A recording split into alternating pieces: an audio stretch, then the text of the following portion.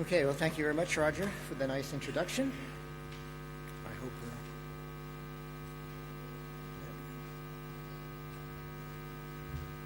well, there is no isogeometric in the title, as you see. But I'm going to be talking about phase field modeling. I've changed the title a bit. I'm going to be focusing on brittle and ductile fracture and say a little bit at the end of the lecture on corrosion and fatigue, which we're just embarking on right now. So in addition to the authors that are mentioned in the program, I want to add Deepesh Tashnawal, who is my PhD student who's begun the work on corrosion. Let me begin by mentioning a special issue on the topic of phase field approaches to fracture. It appeared in December 2016. This was a topic that we were interested in having a special issue on, and also one that would serve as a vehicle for honoring Christian Mia. By the time the special issue came out, Christian Mia had passed away, but he was aware that this was all taking place. So Christian and I, we knew each other for a long time. He was a postdoc of Juan Simos at Stanford when I was at Stanford.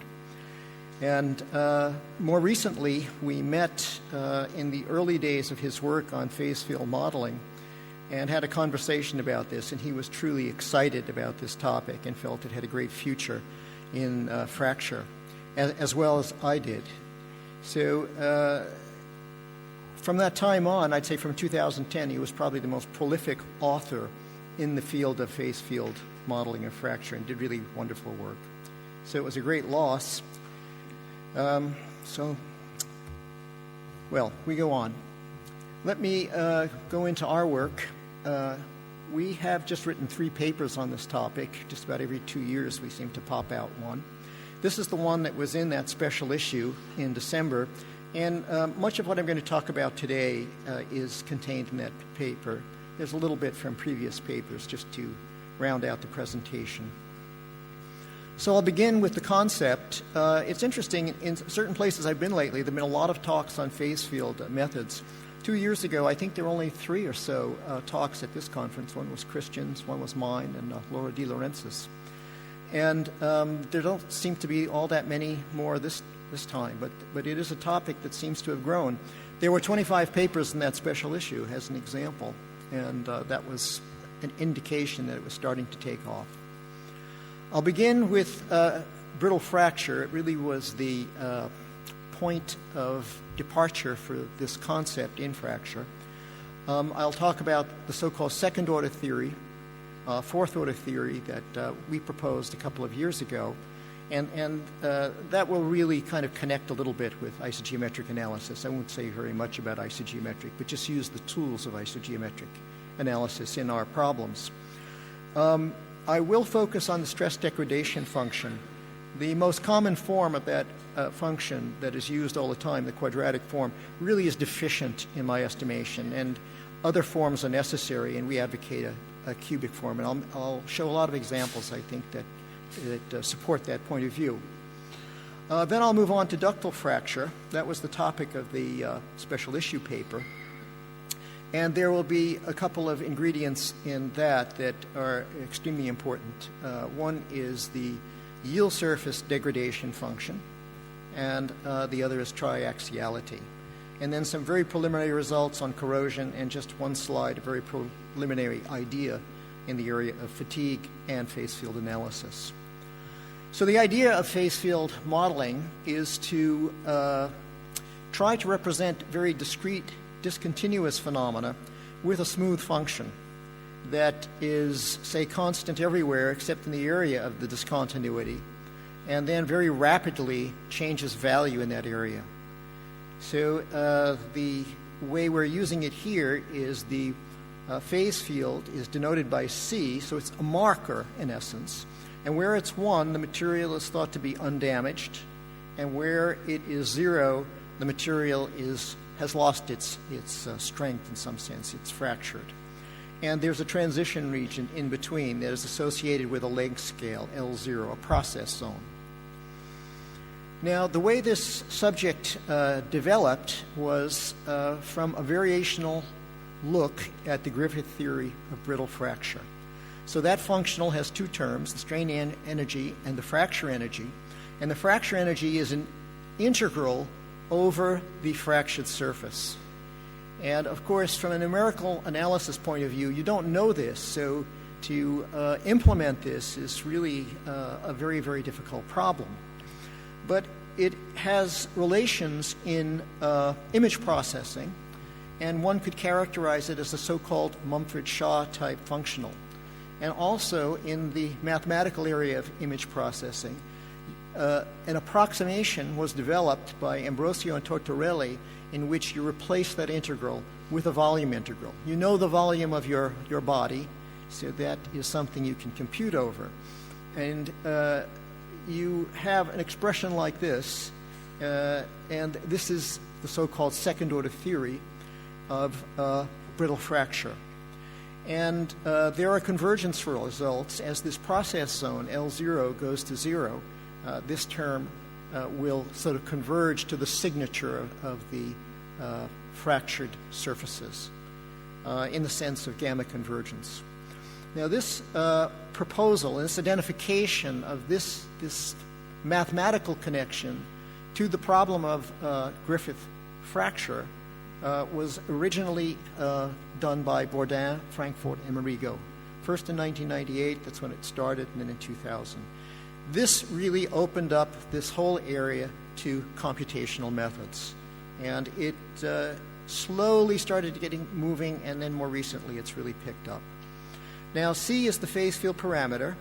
L0, as I said, is the length scale. This is the degradation function. Now, traditionally, this has been taken as C squared in this area, but as I'll advocate later, this cubic representation is much better and really should replace it. Now, there are other proposals as well, and they all have attributes. Now, another aspect that was actually introduced by Amor et al. And then Christian Mie et al. In different ways was the splitting of the strain energy. And this is really an issue. Roughly speaking, in the Mie split, you're trying to discriminate between tension and compression.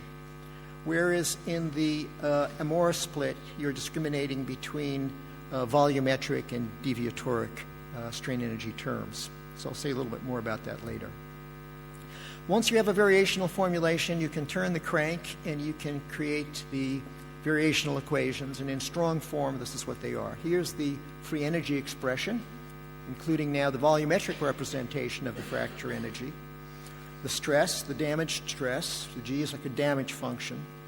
The linear momentum, the phase field equation, which is a second-order Helmholtz equation. And it's driven by the derivative of the degradation function, as you see here, multiplying this, let's say, tensile aspect of the strain energy. So to solve a problem now of fracture in this regime, all you do is solve these two PDEs. That's it. There are no bells, no whistles. Now, you can introduce bells and whistles, but in its basic pure format, there are none. So the main attributes of this method is that you've reduced the problem of fracture to a problem of solving partial differential equations.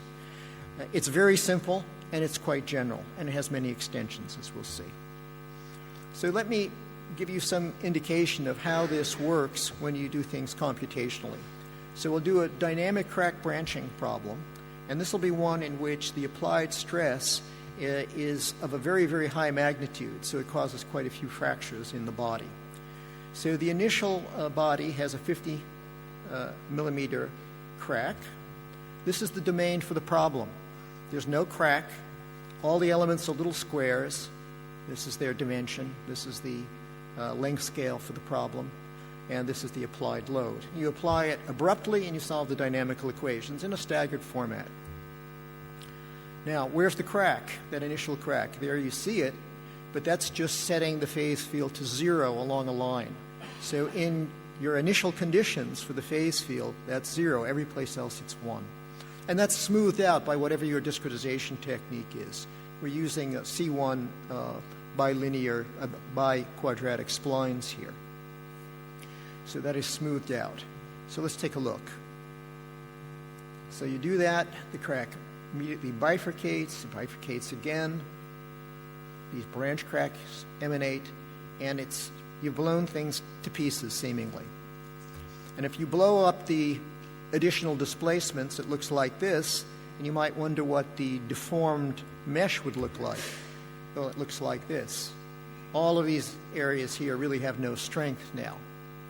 But in fact, all the calculations were done on the original mesh. That's just a picture for visualization. Everything lives on the original mesh, even in a nonlinear analysis. So that's very powerful, and it has some really great simplifications. An attribute is that also you get mesh-independent solutions. The L0 gives you the length scale, and you can converge to a well-defined solution. So this is a simpler problem of crack branching, where you have one bifurcation, and we have three nested meshes here, 2.5, 1.25, and 6.25 times 10 to the minus fifth versus 10 to the minus fourth. So we've just basically bisected these meshes. And you can see in each case everything looks just about the same, but you're getting a slightly skinnier crack here. Now, there is sort of bleeding of the phase field. That's associated with that quadratic degradation function, so we'll see more examples of that. You can do much better. Now, the first thing that occurred to me when I started to look at this theory was that the canonical crack, which you can get just by solving the variational equations for a crack like this. So this is the analog of just taking a one-dimensional specimen and splitting it in two. So the surface deformation looks like this. This is the phase field, actually. And you can get an exact representation for that to solve the equation. Now, the problem with that is you don't have much regularity. You have a cusp there. So you're in H1, but you're not in any higher Sobolev space. That will affect your convergence rate.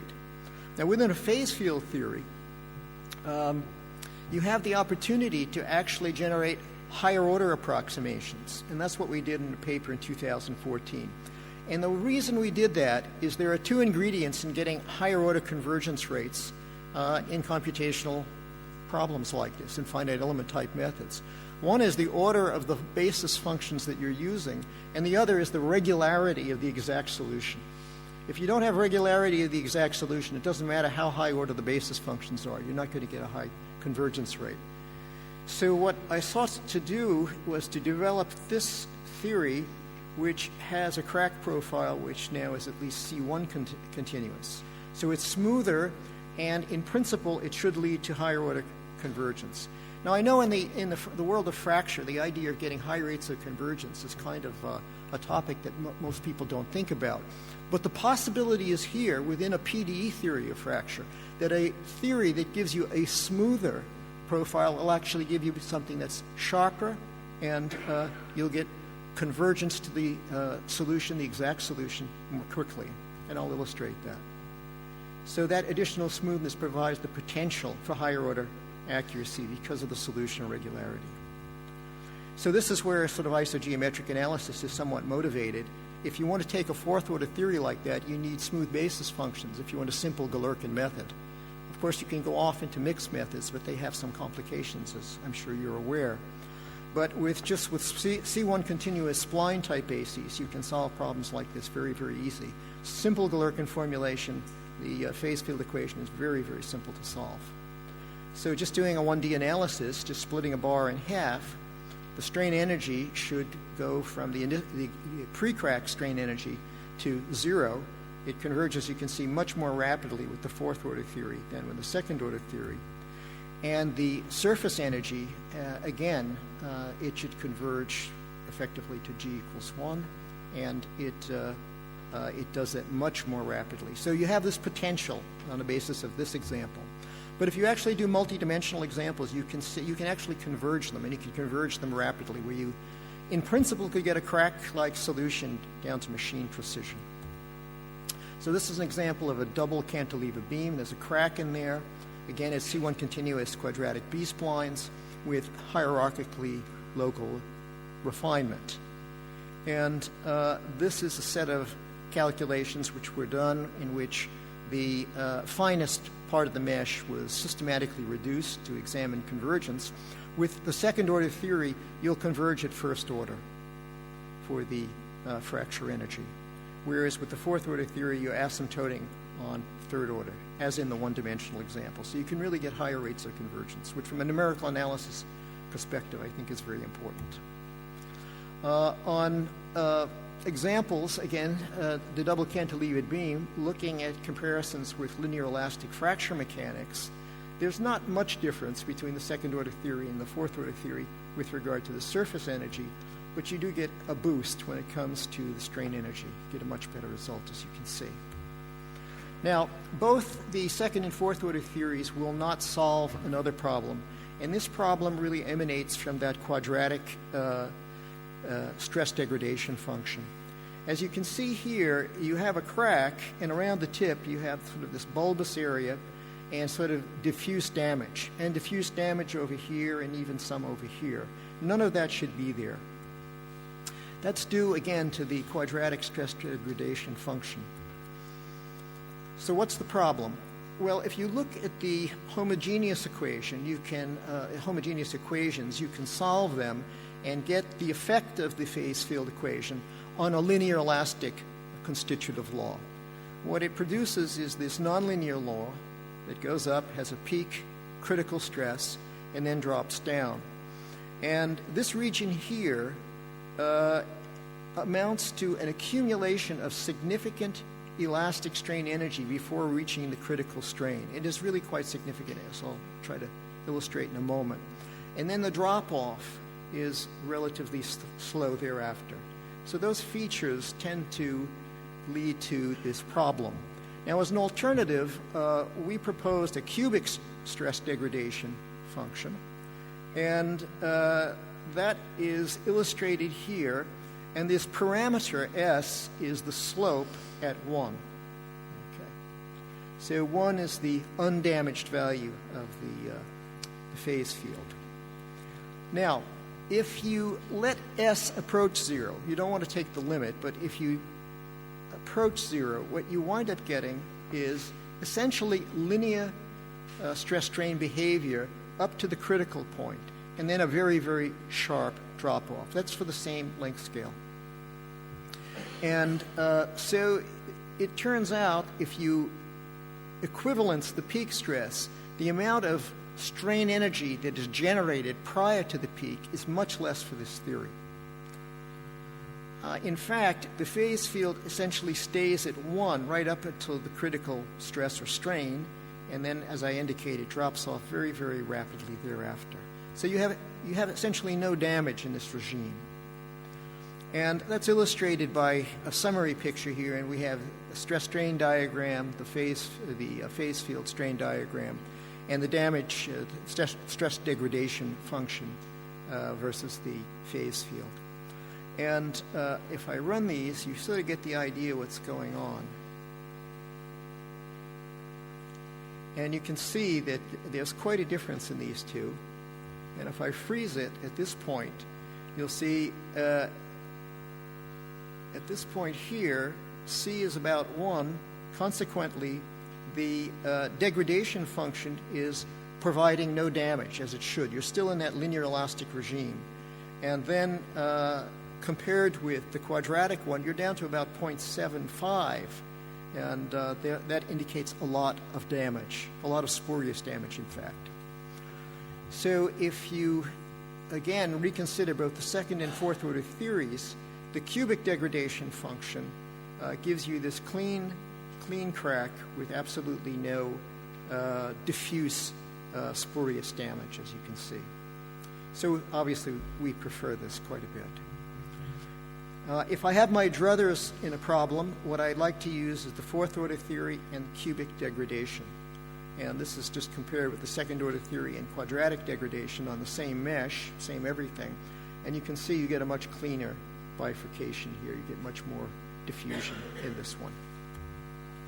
So let me come to ductile fracture, say some words about that. The key thing is to introduce a plastic work contribution to crack growth. The way plastic work contributes in our formulation is through a history functional, which has the strain energy, the damage strain energy term from before, in which we now have an entropy switch such that it can never diminish, and the plastic work term here with coefficients. And the phase field equations for the second and fourth order theories appear thusly, and you have this function here. So this term is extremely important, but there's more to it. In addition, what you really need to do is you need to damage or degrade the yield surface. If it doesn't shrink, what happens is as you start to go critical, you'll drop down inside the yield surface again and keep generating spurious elastic energy, elastic strains. So that is modulated by including a damage degradation function in the yield surface, as illustrated here. This is just for a J2 theory. Another ingredient that is important in matching experimental data is a threshold for the plastic work. You turn on the plastic work after you reach this threshold. So these parameters can be used to fit data from experiments. And then the final ingredient is triaxiality. Well, triaxiality is an important ingredient in the failure of ductile materials. It's defined thusly. It's the mean stress divided by the magnitude of the deviatoric stress. And this carries a sign, of course. And high triaxiality means, in essence, high tension in the sense of the mean stress. So without triaxiality, this would be just the rate equation for the plastic work. You modulate that with this function in terms of the triaxiality. And the upshot is you're working with an effective plastic work. And these higher values of the stress triaxiality will lead to increased effective plastic work. And that's the term, as you saw from before, which is driving the phase field. So that will induce greater damage. Many of these problems are really dominated, ductile fracture problems obviously are dominated by the plasticity theory up until fracture. The theory that we're using in this work is we've tried various ones, but it's the classical one. It's J2 isotropic hardening, and it's the one that's in my book with Juan Simo. And the theory in the 2016 paper and the numerical implementation is generalized to account for the degradation functions, G of C and GP of C. So you need to change the basic plasticity to account for those degradation functions. In addition, in the process of this work, we discovered an error in that implementation in the book. So I want to correct that because I know a lot of people use that. So that is summarized in this flow chart of the algorithm in that 2016 paper. These boxes are just places where we've accounted for the degradation functions in the implementation, and likewise these two. But this one here actually corrects the intermediate update. The deviatoric finger tensor was not really kept deviatoric in a nonlinear sense. It was sort of approximated in a linear way, and that can lead to accumulation of elastic volumetric strain. So that really is something that needs to be fixed. It's rare to see anything like that in a practical calculation because you're typically looking at stress-strain diagrams, and they're dependent on the deviatoric stress in these cases. Well, here's an example that illustrates the effect of triaxiality. It's a three-dimensional example. It's a thin notch tension specimen. These are the triaxiality parameters and the various parameters here. This is just the mesh on the front. It's just extruded through the thickness, which is about a tenth of the width of the specimen. And again, we're using hierarchically refined B-splines and NURBs in this case in order to get the exact geometry. The problems that were done here, we used both the cubic and the quadratic degradation functions, and what we did is we equivalenced the peak stress. And if you equivalence the peak stress, to do that you have to introduce different length scales. Interestingly, the one for the cubic, the length scale is actually larger. And these are the parameters. We've set the two degradation functions to be equal, and we have, this should be beta without the P there, beta E. They're both 1. So we have both plastic work and elastic strain energy contributing. So this is the result for the cubic stress degradation function with triaxiality included as described and without it. And you'll notice without it, the crack initiates at the notch. These are cross sections right through the middle of that specimen. So this is the notch here, this is the thickness direction, and this is the half width. So you're looking at it sort of an angle. So the crack initiates there, and then it develops from that point on. Well, from experimental results of my colleague Ravi Chandar, it is known that the crack actually initiates near the edge of the notch, but at a distance away from it. And you notice here with triaxiality, you see exactly that effect there. And that is known to be the ingredient that is causing that. So that looks very nice. Now, you also get a very crisp focal point of initiation here. Whereas if you go to the quadratic degradation function, everything is rather diffused again. Again, you do, with triaxiality, you do initiate the crack away from the edge, but it's quite spread out and elongated, as you can see. Now, another example is the circular plate. This is the kind of problems that we get paid by our contract monitors to solve. This is a bolted plate into a so-called rigid test frame and subjected to a explosive loading. And this is sort of a post-mortem here of different views of the plate. Now, the model that I'm going to describe initially includes all the bolts. It turns out that's important. In fact, it's critical. And the bolts are on top of washers, and the plate is about thick. This plate is about this big, and it's over a centimeter thick, so it's a pretty hefty piece of steel. At the bottom here, this boundary condition on the bolts is fixed, so these are really bolted in. And this is using, actually, in this case, the second-order theory and a multi-patch NURBS geometry in which we have detailed modeling of all the bolts. The results give you the pattern that you expected, and they give you perhaps a little bit more. The critical thing in getting this pattern, and not some spurious pattern, is certain bolts have to fail. And the bolts that have to fail are the ones that are right adjacent to where the crack is emanating from and wants to split the plate.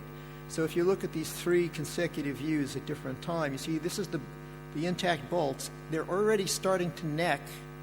They're necked quite a bit here, as you can see, and then they've actually fractured and split right here. And if you'll notice, again, the post-mortem of the experiment, if you look in this region around here, we noticed that these bolts were still there.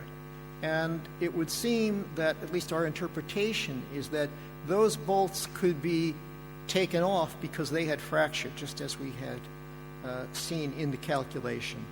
You would normally have had to unscrew all the bolts to get the plate off, but these you didn't have to because they had fractured. Now, we didn't start out with this problem modeling everything. We started out with simple boundary conditions, as kind of, I think, is the tendency in engineering. One would be clamped, one would be sliding, because you're actually, this whole area is sort of bolted in, so there's really no notion of a simply supported boundary condition. But we allowed it to slide in plane here. And with those two, clamped and sliding, we got completely spurious patterns of fracture, where you have these bifurcations, as you can see here. With the bolted case, right off the bat, we were getting the split. And we've done this with many different ways, but in this problem, the essential ingredient is bolts. So let me say a few words, if I have some time, on fracture. And fracture in and corrosion and fatigue, I should say. To develop equations of corrosion, fatigue, brittle, ductile fracture, everything coupled, really what you need to do is adopt a thermodynamically consistent derivational procedure and leading to these phase field equations. And that can be done with the Girton microforce theory. So that's sort of our approach. And this includes mechanics, fracture, corrosion, fatigue, etc. Now, I won't go through this in detail, but this is just an uncoupled corrosion formulation. And it has both a phase field parameter and a concentration of the two phases. And one is steel, and one would be, say, something like sodium chloride, so you have a solid and a liquid phase. And they are linearly combined in this sort of mixture-type version of the energy. And the model that is being used here is the Kim-Kim-Suzuki model for binary alloys, and I won't go through any further details on that. But again, the nice aspect of this, if you take this through in a consistent way using sort of the Girton theory, develop your variational formulation, then you can generate phase field equations, one for the phase field and one for the concentration. It turns out this one is a second-order equation, sort of a Allen-Kahn type equation, and this one is a fourth-order equation, somewhat like a Kahn-Hilliard equation. And these are the various functions that are in there. Oh, great. So the first problem is very simple. It's really one-dimensional, but it's done on a two-dimensional domain. You start off with everything constant. It's a steel specimen, and you're sort of subjecting it to a corrosive bath on this end, where the boundary condition is 0. So you're really putting a jolt into the system. It's discontinuous boundary condition. This is the mesh. And this is the phase field. So the phase field is a marker. It's either 1 or 0 in essence, and it's telling you where corrosion has taken place. And this is the concentration field that is varying within the corroded area of the pencil electrode. These calculations are just done with adaptive time stepping and a basic generalized alpha-type algorithm. Nothing fancy, but they're dealing with essentially propagating a discontinuity very well, as you'll see. Now, the phase field is blue, the concentration is red, and it is supposed to vary linearly in this problem within this regime. You see that it's mostly liquid here, but it varies linearly, quite obviously. And you also have an analytical result that the depth is varying with the square root of time in linear fashion, as you can see. Now, this is a semicircular corrosion pit growth problem. Here, the bath of the corrosive fluid is over this small area. And this is the mesh. Obviously, for this type of a problem, you could use an adapted mesh, especially for that little starting region, which is not that well resolved. But here's the phase field, here's the concentration. This time, the concentration doesn't vary linearly within the corrosive pit. As you can see here, it's not developing that linear profile as before. It's sort of coming up and leveling off quite a bit. Bill Gates did it again.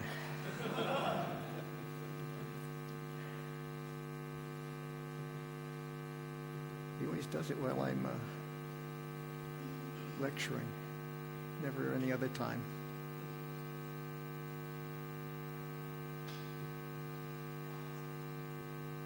Okay, so we were there, so let's go there.